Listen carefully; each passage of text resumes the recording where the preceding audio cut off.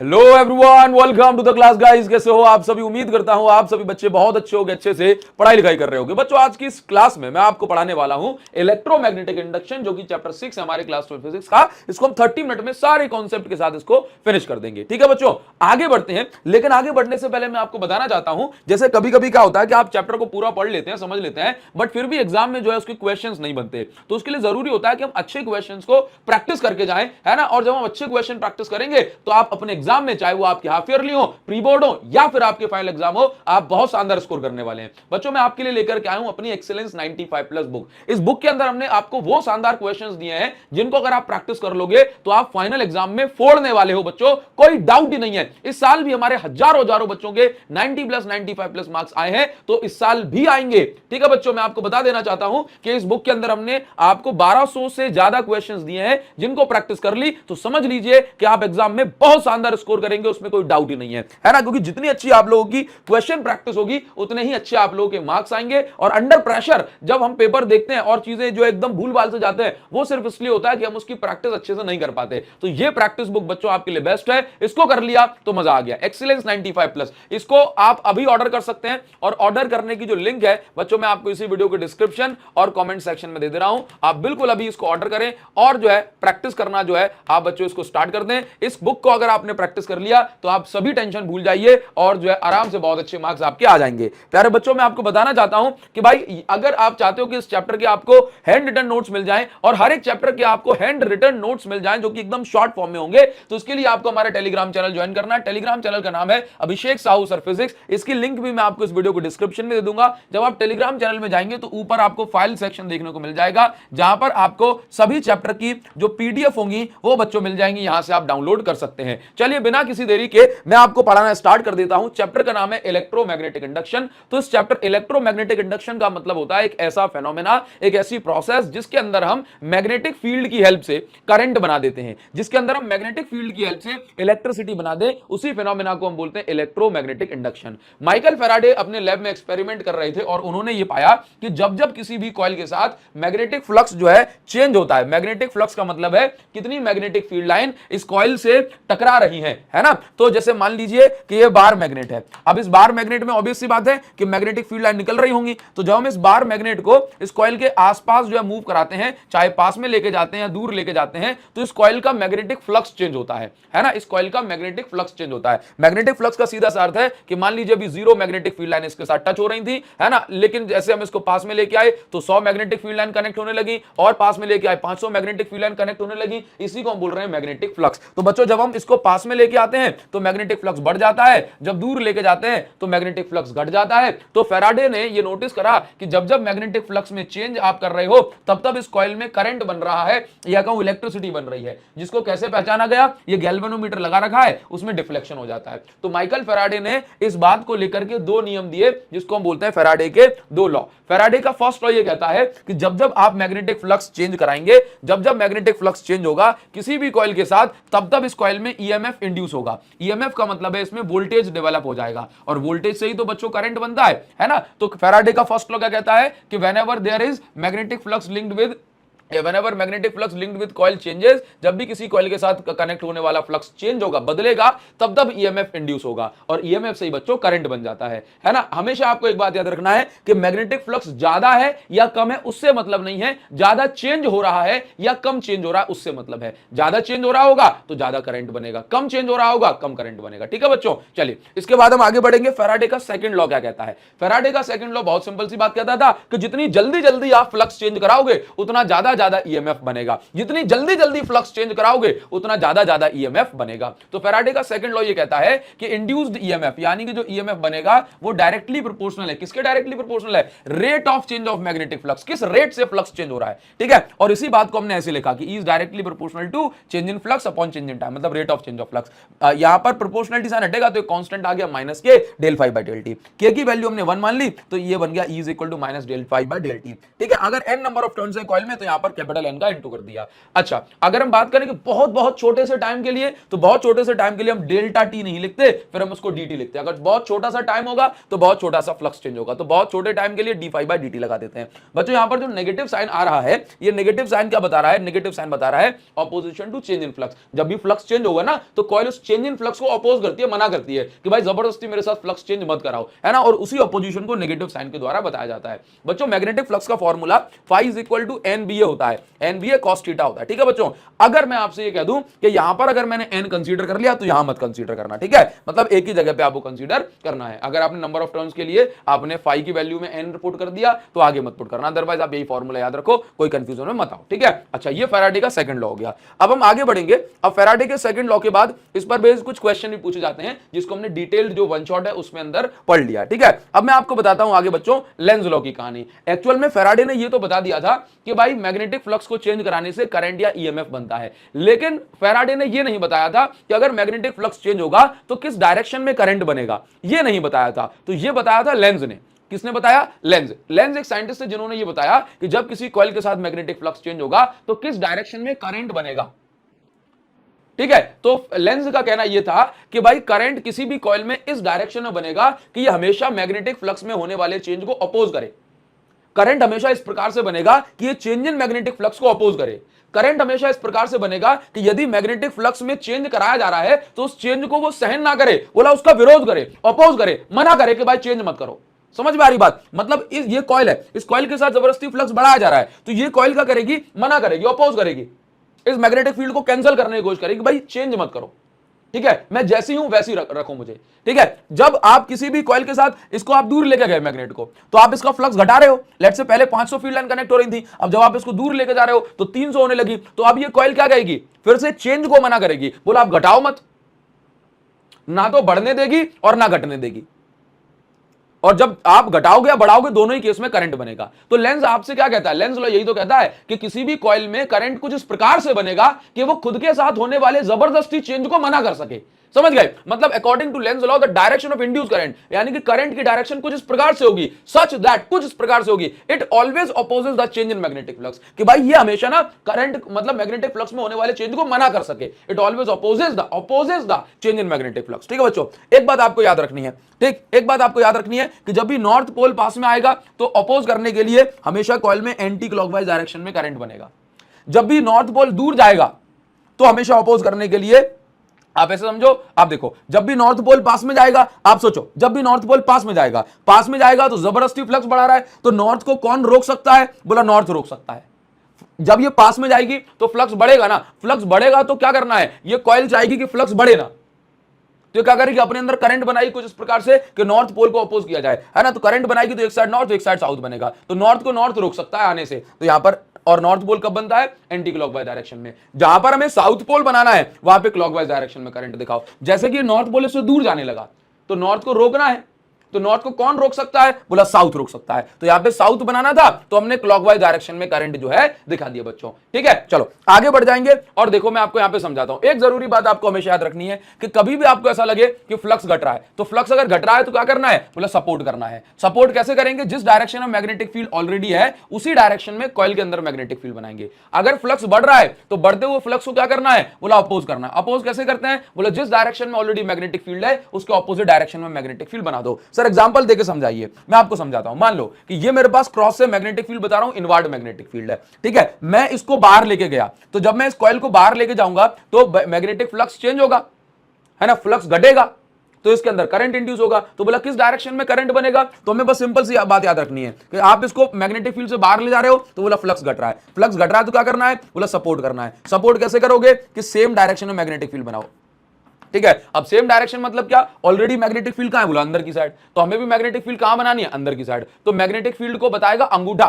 Coil वाले case में magnetic field को अंगूठा बताता है। तो अगर आप चाहते हो कि अंदर ही मैग्नेटिक फील्ड बने तो अंगूठे को कर दो अंदर और उंगलियों को घुमा दो, तो कॉइल में करंट की डायरेक्शन आपको मिल गई, और ये डायरेक्शन है क्लॉकवाइज, यानी कि इस कॉइल में क्लॉकवाइज डायरेक्शन में करंट फ्लो होगा। मान लेते हैं कि अब आप क्या कर रहे हो कि इसको ऐसे अंदर की साइड लेके आ रहे हो, ऑलरेडी मैग्नेटिक फील्ड कहां है, डॉट डॉट का मतलब होता है आउटवर्ड मैग्नेटिक फील्ड है।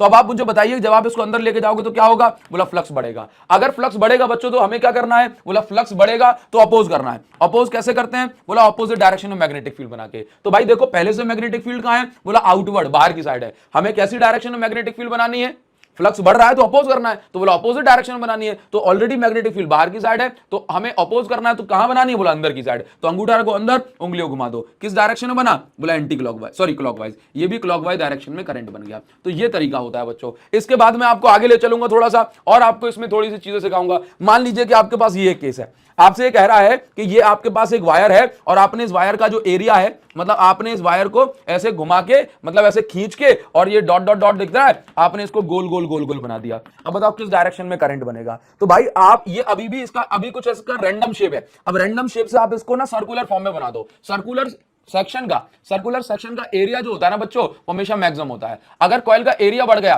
तो फ्लक्स भी बढ़ जाएगा। अगर फ्लक्स बढ़ गया तो क्या करना है, सपोर्ट या अपोज, सर अपोज करना है। अपोज कैसे करते हैं, बोला ऑलरेडी अगर अंदर की साइड मैग्नेटिक फील्ड है तो हमें कहां बनानी है, बोला बाहर की साइड। तो अगर बाहर की साइड बनानी है मैग्नेटिक फील्ड तो अंगूठा कहां रखो, बोला बाहर की साइड। अंगूठा बाहर की साइड, इसका मतलब करंट ऐसे जाएगा, करंट उंगलियों की डायरेक्शन में। तो ये इसमें उंगलियों की डायरेक्शन में करंट जाएगा। कौन सी डायरेक्शन है ये एंटी क्लॉकवाइज। तो इसके अंदर एंटी क्लॉकवाइज में करंट बन गया। बताओ बच्चों ऐसे कर सकते हैं। अब इसमें क्या कहा जा रहा है, इसमें यह कहा जा रहा है कि आप इस सेक्शन को, सर्कुलर सेक्शन को घटा रहे हो, है ना, और इसको ऐसे इस फॉर्म में लेके जा रहे हो। ठीक है, तो बताओ आप बच्चों आपने क्या किया, बोला एरिया को घटा दिया। एरिया घटा तो बच्चों क्या हो गया, बोला फ्लक्स घट गया। फ्लक्स घट गया तो क्या करना है, बोला अगर कोई चीज घट रही है तो उसको सपोर्ट करना है। सपोर्ट कैसे करते हैं, बोला ऑलरेडी अगर मैग्नेटिक फील्ड बाहर की साइड है, डॉट लगाया तो बाहर की साइड, क्रॉस लगाया तो अंदर की साइड, तो बोला ऑलरेडी मैग्नेटिक फील्ड बाहर की साइड है, हमें इसको सपोर्ट करना है तो हमें भी अंगूठा बाहर रखना पड़ेगा। तो अगर मैं अंगूठा बाहर रखूंगा तो मेरी उंगलियां ऐसे मुड़ेंगी, ऐसे मुड़ेंगी, तो ये इसमें करंट बन गया। बताओ बच्चों किस डायरेक्शन में करंट है, बोला एंटी क्लॉकवाइज डायरेक्शन में करंट है। तो इस प्रकार से हम जो है लेंज लॉ की हेल्प से करंट की डायरेक्शन पता कर सकते हैं किसी भी कॉइल के अंदर। अब बच्चों इसमें ना एक अच्छा क्वेश्चन पूछा जाता है, आपसे ये कहा जाएगा कि ये बताइए कि अगर मेरे पास एक मैग्नेटिक फील्ड से मैं जो है अलग अलग शेप के ऑब्जेक्ट को बाहर निकालता हूं तो किस केस में यूनिफॉर्म जो है ईएमएफ इंड्यूस होगा और किस केस में नॉन यूनिफॉर्म रेट से ईएमएफ बनेगा। तो आंसर बच्चों ये है कि जब स्क्वायर की बात करूं, रेक्टेंगल की बात करूं, इलिप्स की बात करूं, या फिर मैं बात करूं किसकी, सर्कुलर सेक्शन की, तो आप हमेशा एक बात याद रखेंगे कि जब मैं इन सभी को बाहर लेके जाता हूं तो मैं ये देखता हूं कि हर सेकंड इक्वल टाइम इंटरवल में इक्वल एरिया मैग्नेटिक फील्ड से बाहर निकल रहा है। तो यहां पर इक्वल फ्लक्स चेंज होगा सेम रेट से, और सेम रेट से ही ईएमएफ इंड्यूस होगा। तो यहां पर तो कांस्टेंट ईएमएफ इंड्यूस होगा।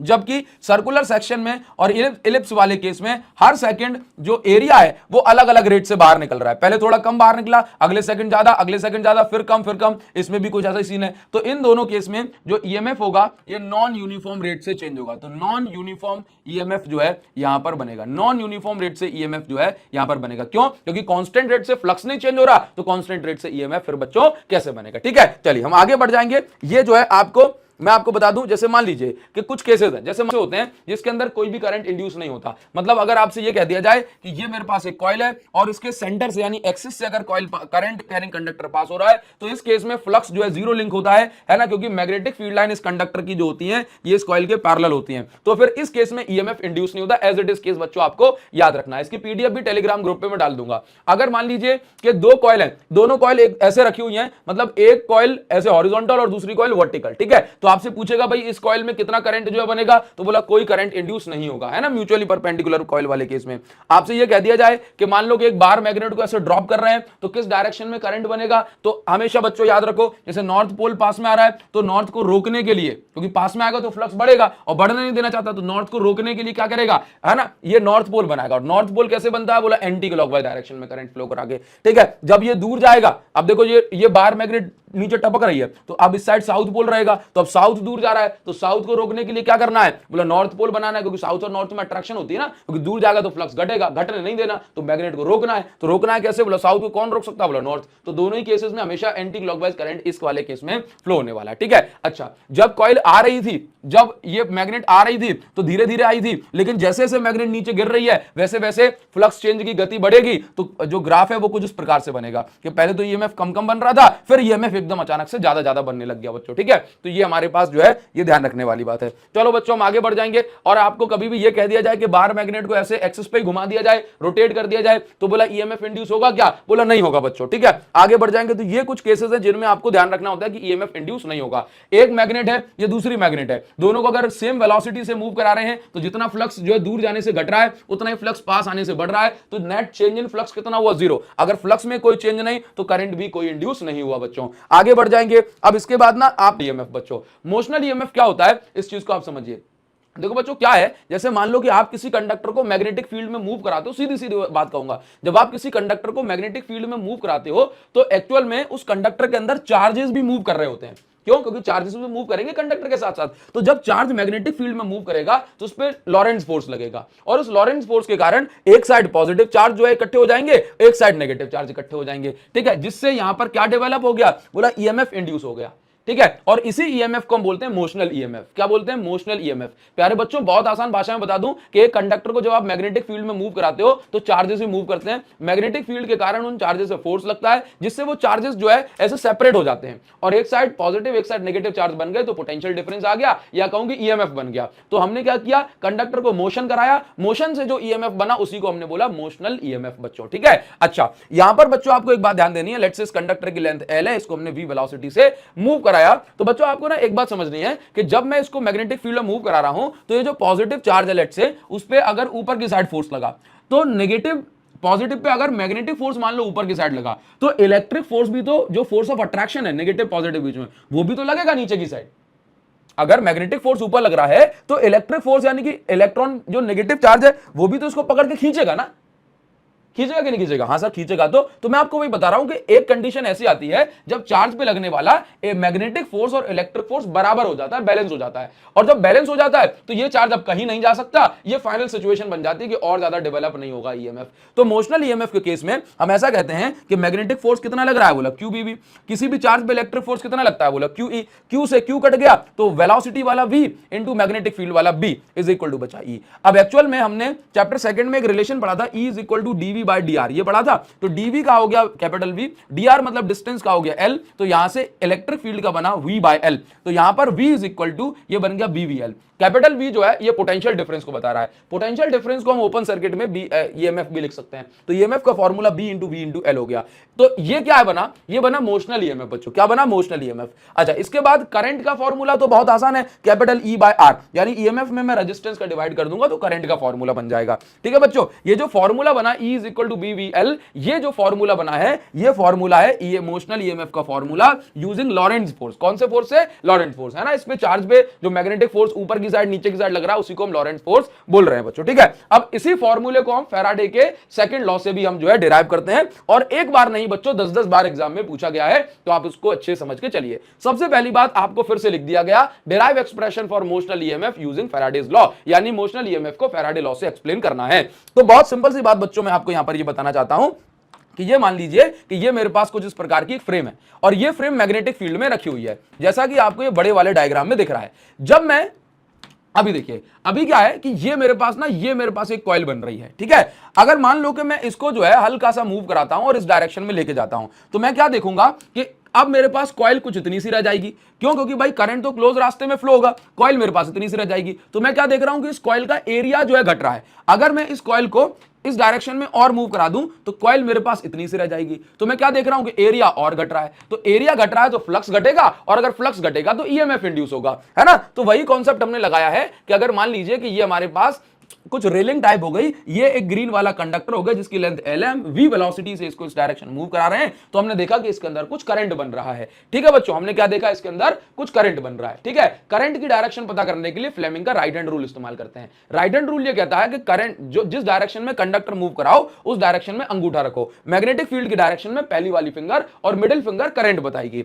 तो हमने क्या किया, अंगूठा इस साइड, करंट मैग्नेटिक फील्ड अंदर की साइड, करंट जो है नीचे की साइड है। ये मिडिल फिंगर नीचे, तो इस कंडक्टर में करंट जो है नीचे की साइड दिखाया गया है, देखो इस प्रकार से, अगर इसमें नीचे तो इसमें घूम घाम के जो है ऊपर आ जाएगा। क्लियर? तो ये तो हमें समझ में आ गया कि ईएमएफ क्यों डेवलप हुआ, क्योंकि जब हम इसको पास में लेके जा रहे हैं तो कॉइल का एरिया घट रहा है ना, जिससे जो है फ्लक्स चेंज होगा, जिससे ईएमएफ इंड्यूस होगा, जिससे करंट बनने लग जाएगा। चलिए, तो फैराडे का सेकंड लॉ ये कहता है E is equal to minus D phi by D T होता है। E is equal to minus D phi by D T, flux की जगह हम B इंटू ए लिख सकते हैं, magnetic field formula B into A. अच्छा, इसके बाद आप यहां पर देखो कि हमने जो B को हमने बाहर निकाल दिया, क्योंकि मैग्नेटिक फील्ड तो नहीं बदल रही, बदल क्या रहा है इस कॉइल का एरिया, तो हमने एरिया को बस अंदर लिखा छोड़ दिया। अब मैं एरिया को लेंथ इंटू एक्स यानी कि लेंथ इंटू ब्रीथ भी लिख सकता हूं। मैं देख रहा हूं कंडक्टर की लेंथ तो नहीं बदल रही है इसकी एक्स वाली डिस्टेंस, तो हमने क्या किया कि एल को मैंने बाहर निकाल दिया, क्योंकि वो भी कांस्टेंट है, तो ये इतना बना रह गया। dx बाई dt को मैंने लिखा छोड़ दिया एज इट इज, ठीक है। अच्छा, मैंने क्या देखा कि जो माइनस का dx बाई dt है, ये जो माइनस का dx बाई dt है, इसको मैं वेलोसिटी लिख सकता हूं, change in displacement upon change in time. मैंने क्या लिख दिया? वेलोसिटी।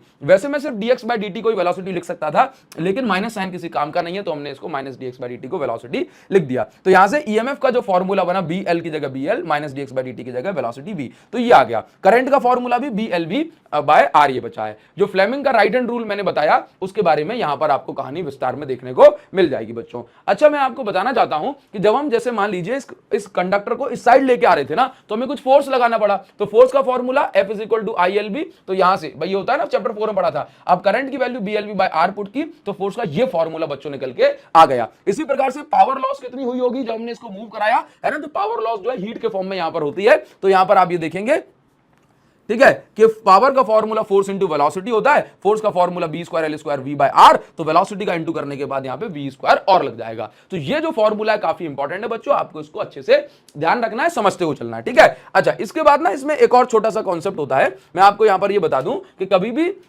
मोशनल ईएमएफ की मैं बात करता हूं ना, तो हमेशा आपको एक बात याद रखना है, किस केस में ईएमएफ इंड्यूस होगा, तो हमेशा याद रखो कि जब मैग्नेटिक फील्ड, लेंथ और वेलोसिटी तीनों एक दूसरे के म्यूचुअली परपेंडिकुलर होंगी, केवल तो ही ईएमएफ इंड्यूस होगा। अगर किसी भी केस में मैग्नेटिक फील्ड, किसी भी केस में दो क्वांटिटी, तीन क्वांटिटी पैरेलल हो गई, तो ईएमएफ इंड्यूस नहीं होगा। जैसे मान लो कि मैं इस ट्यूब को इस साइड लेके जा रहा हूं, तो सिर्फ उसी ब्रांच में ईएमएफ इंड्यूस होगा जिसमें तीनों चीजें B, L और V, यानी कि मैग्नेटिक फील्ड, कंडक्टर की लेंथ और वेलोसिटी, ये तीनों म्यूचुअली परपेंडिकुलर होगी, सिर्फ उसमें ईएमएफ इंड्यूस होगा, बाकी किसी में नहीं होगा। जैसे मान लो कि मैं वेलोसिटी जो है इसकी इस डायरेक्शन में है, तो अब आप देखना कि ये V है, इसकी यार जीप कर गई भाई, इसकी लेंथ देखो, ED की लेंथ भी देखो, वेलोसिटी ऐसी है एक्स एक्सिस, ED की लेंथ भी एक्स एक्सिस, पैरेलल हो गई, ईएमएफ इंड्यूस नहीं होगा। तो देखो ED में ईएमएफ इंड्यूस नहीं हुआ। अच्छा, इसी प्रकार से FH में नहीं होगा, AB में नहीं होगा, ठीक है। अब देखो CD को चेक कर लें, तो CD देखो, CD y एक्सिस में, वेलोसिटी x एक्सिस में, ठीक है। अच्छा, और मैग्नेटिक फील्ड कहां है? क्रॉस लगा है, मतलब z एक्सिस में, तो CD में इंड्यूस हो जाएगा। तो इस प्रकार से ये आपको बातें यहां पर बता दी गई, ठीक है बच्चों। आगे मैं आपको यहां पर बताने वाला हूं बच्चों, मैं आपको थोड़ा सा ना एक बात जरूर बोलूंगा कि जितना ज्यादा हो सकता है ना क्वेश्चन प्रैक्टिस करिए।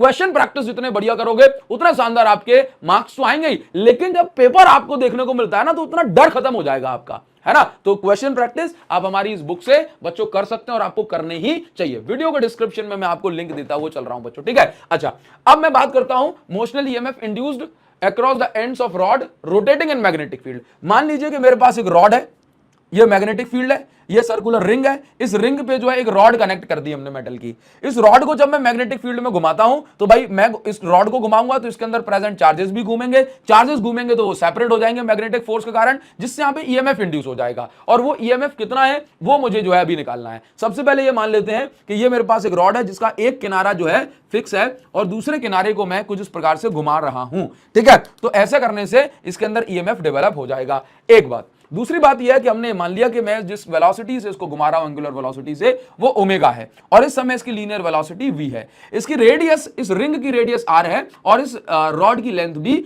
इस रॉड की लेंथ l है। तो मैंने r और l दोनों की वैल्यू को सेम मान लिया है, ठीक है बच्चों। अब क्या होता है कि मैं यहां पर ये देखता हूं ना कि भाई जब भी एंगुलर वेलोसिटी की बात होगी, तो ये वाले पार्टिकल की वेलोसिटी कुछ और होगी, लीनियर वेलोसिटी, ये वाले पार्टिकल की लीनियर वेलोसिटी कुछ और होगी, ये वाले की कुछ और होगी, ये वाले कुछ और, ये वाले कुछ और। तो हम क्या देखेंगे कि मैं एक बार में ही पूरा ईएमएफ नहीं निकाल पाऊंगा, तो मैं छोटे से टुकड़े का ईएमएफ जो है कैलकुलेट करना पसंद करूंगा। तो अगर मैं यहां पर आपसे ये कह देता हूं कि मान लो कि मुझे बड़े वाले टुकड़े का पूरी लेंथ का ईएमएफ निकालना है, तो होता है b into v into total length. लेकिन अगर मुझे टोटल लेंथ का ईएमएफ नहीं निकालना है, मैं पहले छोटे से पार्ट का ईएमएफ निकालना चाहता हूं, तो मैं L की जगह एक छोटी सी लेंथ लिख दूंगा dr। तो अगर मैंने छोटी सी लेंथ लिखी है तो ईएमएफ भी तो छोटा सा इंड्यूस होगा, तो डीई इज इक्वल टू बीवीडीआर ये होता है, और इसको हमने यहां लिख दिया बीवीडीआर। वी क्या है, लीनियर वेलोसिटी, तो मैंने लीनियर वेलोसिटी को एंगुलर वेलोसिटी के टर्म में कन्वर्ट कर दिया, v is equal to omega r होता है। अब मैं क्या करूंगा कि ये मैंने वैल्यू पुट कर दी, वी की जगह बीवीडीआर था तो वी की जगह मैंने ओमेगा आर पुट कर दिया। अब मैंने क्या किया, टोटल ईएमएफ दोनों साइड मैंने इंटीग्रेशन किया, क्योंकि मैं ये तो छोटे से पार्ट का ईएमएफ है, मुझे तो टोटल ईएमएफ निकालना है, तो टोटल ईएमएफ निकालने के लिए मैंने इंटीग्रेशन करा। इंटीग्रेशन करने के लिए मैंने इन दोनों को बाहर निकाला, आर डी आर का इंटीग्रेशन होगा, तो जैसे मैंने आर का इंटीग्रेशन किया तो ये बन गया आर स्क्वायर बाय 2, तो यहां से हमारे पास ईएमएफ का फॉर्मूला आ गया half B omega r square. ठीक है, ये फॉर्मूला आ गया, ये आपको बच्चों ध्यान रखना है। ठीक है, इसमें ना मैं आपको एक जरूरी बात बताना चाहूंगा कि भले ही इसमें एक नहीं 10 रॉड ऐसे लगा दें तो सबका ईएमएफ जो है इतना ही होगा, है ना। अगर एक के अंदर 10 है तो 10 के अंदर भी 10 वोल्ट ही रहेगा, है ना। 10 है तो 100 वोल्ट मत कर देना। ठीक है बच्चों, आगे बढ़ जाएंगे और नेक्स्ट टॉपिक पर हम पहुंच जाते हैं। देखो बच्चों, अभी हमें पढ़ना है सेल्फ इंडक्शन। तो सेल्फ इंडक्शन में क्या होता है, जैसे मान लीजिए कि कोई भी मेरे पास कॉइल है, सोलेनॉइड है, तो जैसे मान लो कि मेरे पास ये बैटरी लगी है, मैंने सर्किट को क्लोज किया, सर्किट क्लोज करूंगा तो इसमें करंट अचानक से बढ़ने लग जाएगा। करंट बढ़ने लग जाएगा तो क्या होगा, लेट से पहले कॉइल में पहले वाले टर्न में करंट गया, इससे क्या बनेगी, बोला मैग्नेटिक फील्ड। अब इसकी मैग्नेटिक फील्ड जाके दूसरे टर्न से टकरा गई, तो खुद के ही करंट को, खुद के ही फ्लक्स को अपोज करने के लिए ये उल्टी डायरेक्शन में करंट बना देगा।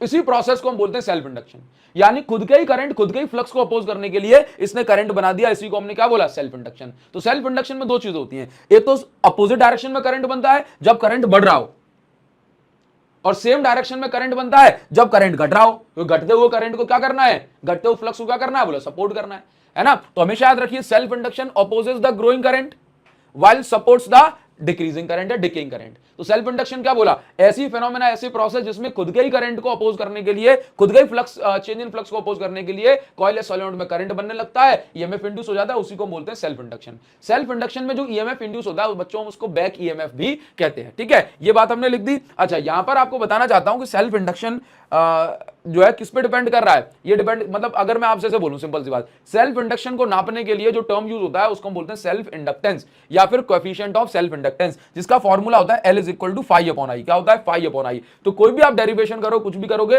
उसमें फाई और आई की वैल्यू फाइंड कर लो, डेरिवेशन हो जाएगा। सेल्फ इंडक्टेंस की यूनिट होती है हेनरी। क्या होती है बच्चों, हेनरी होती है। ठीक है, अच्छा, अब यहां पर ना आपको बता दूं कि सेल्फ इंड्यूस्ड ईएमएफ यानी कि सेल्फ इंडक्शन के दौरान जो ईएमएफ डेवलप होता है उसका फॉर्मूला क्या होगा, तो E is equal to minus L D I by D T, है ना। अगर मैं ईएमएफ का मैग्नीट्यूड ले रहा हूं तो माइनस साइन नहीं आएगा बस। ठीक है, चलिए आगे बढ़ जाते हैं। डीआई मतलब चेंज इन करंट। आगे बढ़ जाते हैं बच्चों, और यहां पर ना इस चैप्टर का सबसे इंपॉर्टेंट डेरिवेशंस में से एक है जो कि expression for self inductance of long solenoid. भाई मोस्ट इंपॉर्टेंट डेरिवेशन, इसको अच्छे से करिए। मतलब हमारे पास एक लॉन्ग सोलेनॉइड, ये मान लो कि ये मेरे पास एक बड़ा सा सोलेनॉइड है, इस सोलेनॉइड की लेंथ है L, area of cross section है ए, इसके अंदर करंट गया आई।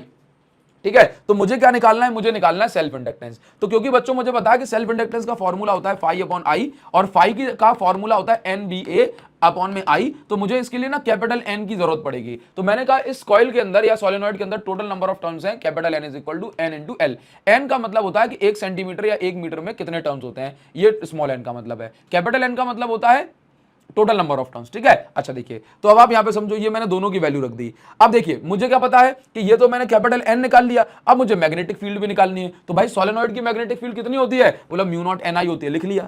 तो सेल्फ इंडक्टेंस का फॉर्मूला फाई अपॉन आई जो है, इसमें वैल्यूज पुट करूंगा, तो N B A upon I. ठीक है, एन की जगह मैंने अभी कैपिटल एन लिखा, बी की जगह क्या, म्यू नॉट एन आई, और मैग्नेटिक फील्ड में हमेशा छोटा एन आता है। ठीक है, कैपिटल ए बाय आई। ये कौन सा है, सोलेनॉइड की मैग्नेटिक फील्ड की बात कर रहा हूं। इसके बाद मैंने क्या किया कि स्मॉल एन को क्या लिख सकता हूं, कैपिटल एन बाय एल। तो भाई बच्चों वही लिख लिया। ठीक है, इससे ये बन गया mu not an square A by L.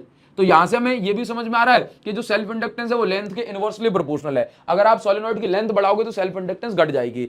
अगर हमारे पास इस कॉइल के अंदर अभी एयर या वैक्यूम है तो अकेला म्यू नॉट, अगर कोई मीडियम आ गया तो म्यू आर यानी रिलेटिव परमेबिलिटी का इनटू हो जाता है। तो बस ये डेरिवेशन हो गया। इसके बाद कुछ फैक्टर्स हैं जो कि हमें ध्यान रखना है, किन किन फैक्टर पे सेल्फ इंडक्टेंस डिपेंड करती है, तो बस वो आपको ध्यान रखना है। एक लेंथ वाला फैक्टर है, उसको याद रखो कि लेंथ बढ़ाने सेल्फ इंडक्टेंस घट जाती है। अगर आपने कोई सॉफ्ट आयरन कोर इस सोलेनॉइड के अंदर भर दी तो सेल्फ इंडक्टेंस बढ़ जाएगी। दूसरा पॉइंट जो है ये ज्यादा जरूरी है। करूंगा नेक्स्ट टॉपिक जिसको हम बोलते हैं energy stored in an inductor और सोलेनॉइड। मेरे पास कोई इंडक्टर या सोलेनॉइड है ना। इंडक्टर सोलेनॉइड से ही कहा जा रहा है क्योंकि उसके अंदर सेल्फ इंडक्शन की प्रोसेस हो रही है, तो उसके अंदर कितनी एनर्जी स्टोर हो जाती है ना। तो एक्चुअल में क्या होता है, जैसे मान लो बैटरी है, अब बैटरी जो है इसमें करंट फ्लो कराएगी, सेल्फ इंडक्शन इस करंट को अपोज करेगा। तो बैटरी को जबरदस्ती वर्क करना है ना, बैटरी को क्या करना है, जबरदस्ती वर्क करना है, तभी तो ये करंट सेल्फ इंडक्शन को ओवरकम करते हुए आगे बढ़ पाएगा, है ना। तो हमने क्या किया, बैटरी को कुछ करंट, कुछ वर्क करना पड़ा, और rate of doing work is called power. तो dw/dt क्या हो गया, पावर। पावर का फॉर्मूला क्या होता है, power is equal to v into I होता है। अच्छा यहां पे हम v को क्या लिख रहे हैं, ईएमएफ ही तो लिख रहे हैं, तो हमने क्या लिखा कि v की जगह यहां लिख दिया ईएमएफ,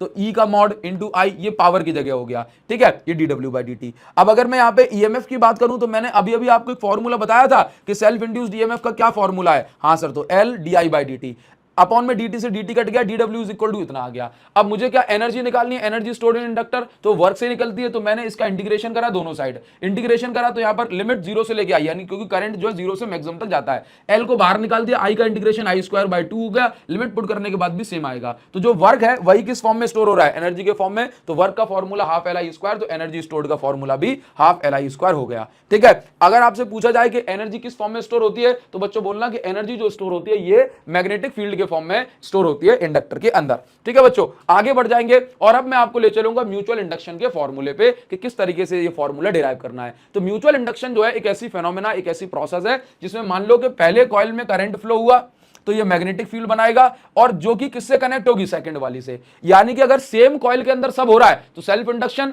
और पहले का करंट दूसरे का फ्लक्स बदल रहा है, पहले वाले की फील्ड दूसरे का फ्लक्स चेंज कर रही है, तो उस प्रोसेस को हम बोलते हैं म्यूचुअल इंडक्शन। यानी कि किसी और के मैग्नेटिक फील्ड से अगर ईएमएफ इंड्यूस हो जाए तो उसको हम बोलते हैं म्यूचुअल इंडक्शन। किसी और की मैग्नेटिक फील्ड से अगर करंट इंड्यूस हो जाए तो उस प्रोसेस को क्या बोलते हैं, म्यूचुअल इंडक्शन, ठीक है। तो म्यूचुअल इंडक्शन में देखो करंट किसी और का, देखो करंट किसी और के अंदर फ्लो हो रहा है और मैग्नेटिक फ्लक्स किसी और का लिंक होगा, ठीक है। म्यूचुअल इंडक्शन में यहां पर एक कांस्टेंट होता है जिसको हम बोलते हैं म्यूचुअल इंडक्टेंस, ठीक है। तो ये जो है इसका फॉर्मूला ई का जो है ये निकल के आता है, ठीक है। चलो आगे बढ़ेंगे। अब इसमें भी जो है एक काफी इंपॉर्टेंट सा जो है एक्सप्रेशन है, डेरिवेशन है, जो कि मोस्ट इंपॉर्टेंट है। ये है mutual inductance between two coaxial solenoid. मान लो कि ये मेरे पास दो सोलेनॉइड है, एक ऑरेंज वाली सोलेनॉइड है, ठीक है, और इसी के बीच में फंसा दी गई है एक ग्रीन वाली सोलेनॉइड, कुछ इस प्रकार से, ठीक है बच्चों, ये बीच में फंसा दी। नाउ अब इसमें क्या बताया जा रहा है कि पहली सोलेनॉइड को S1 नाम दिया, दूसरी सोलेनॉइड को S2 नाम दिया। पहले में करंट I1 गया, दूसरे में करंट I2 गया। दोनों सोलेनॉइड की लेंथ और एरिया ऑफ क्रॉस सेक्शन हमने सेम माने हैं।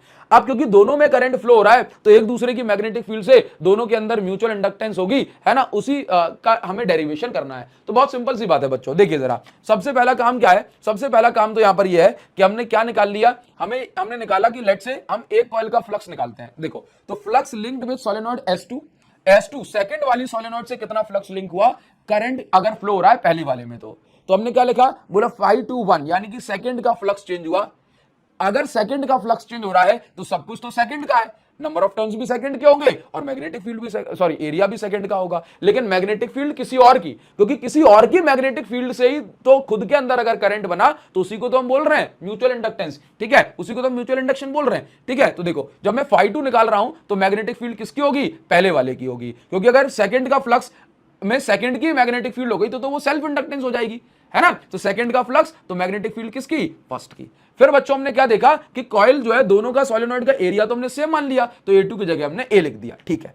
अब मैं निकाल रहा हूं सेकंड वाले के अंदर कितनी म्यूचुअल इंडक्टेंस हो गई है, तो M21 is equal to φ21/I1। Second का फ्लक्स चेंज हो रहा है तो करंट पहले वाले का, सब कुछ हमने रखा N2, कैपिटल N2 B1A। अब बच्चों ध्यान से देखिए कि B1 की जगह मैं क्या लिख रहा हूं, म्यू नॉट NI। क्या लिख रहा हूं, म्यू नॉट NI। क्यों, क्योंकि B1 कौन बना रहा है, पहले वाले की मैग्नेटिक फील्ड कौन बना रहा है, बोला पहले वाले का सोलेनॉइड, तो सोलेनॉइड की मैग्नेटिक फील्ड होती है म्यू नॉट NI, तो हमने वो लिख दिया। N2 की जगह क्या लिखा, capital N is equal to क्या होता है, N इंटू L। अब लेंथ दोनों की सेम है तो सेकंड वाले के लिए क्या लिखा जाएगा, N2 इंटू L, ठीक है, तो हमने ये लिख दिया, ठीक, एरिया की जगह ये लिख दिया गया, ठीक है बच्चों। अब हम आगे बढ़ जाएंगे, अब आगे बढ़ जाएंगे तो ये फाइनल फॉर्मूला हमारे पास बन गया।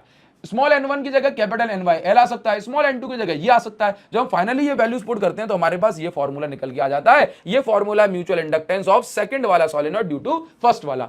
In the same way similarly हम ऐसे भी निकाल सकते हैं कि फर्स्ट वाले के अंदर म्यूचुअल इंडक्टेंस निकाला जाए तो फर्स्ट वाले में कितना फ्लक्स चेंज हुआ, सेकंड के करंट के कारण, है ना। तो अब देखो अगर मैं फर्स्ट वाले में फ्लक्स निकाल रहा हूं, है ना, तो मुझे मैग्नेटिक फील्ड किसकी चाहिए, सेकंड की, क्योंकि अगर फर्स्ट वाले का फ्लक्स फर्स्ट वाले की मैग्नेटिक फील्ड के कारण चेंज हो गया तो म्यूचुअल इंडक्टेंस कहलाता है ना, सॉरी सेल्फ इंडक्टेंस। हमें तो म्यूचुअल इंडक्टेंस करना है, तो यहां पे फर्स्ट वाले का फ्लक्स चेंज तो सेकंड वाले की मैग्नेटिक फील्ड। सारी वैल्यूज वगैरह पुट करके हमने देखा कि जितना M21 आ रहा था उतना ही M12 आ रहा था, तो हमने ये प्रूव कर दिया कि M12 और M21 दोनों जो है सेम है। इसी को हम बोलते हैं रेसिप्रोसिटी थ्योरम। क्या बोलते हैं, रेसिप्रोसिटी थ्योरम। तो आप इसको जो है बढ़िया तरीके से नोट कर लो, है ना, और स्क्रीनशॉट ले लो, टेलीग्राम पे इसके नोट्स अपलोड कर दूंगा। अच्छा मैं आपको बता दूं, जब भी दो अलग अलग सोलेनॉइड हो, जब न्यूमेरिकल करें तो हमेशा एरिया अंदर वाली सोलेनॉइड का लेना है और लेंथ जो है बड़ी वाली सोलेनॉइड का लेना है, ठीक है।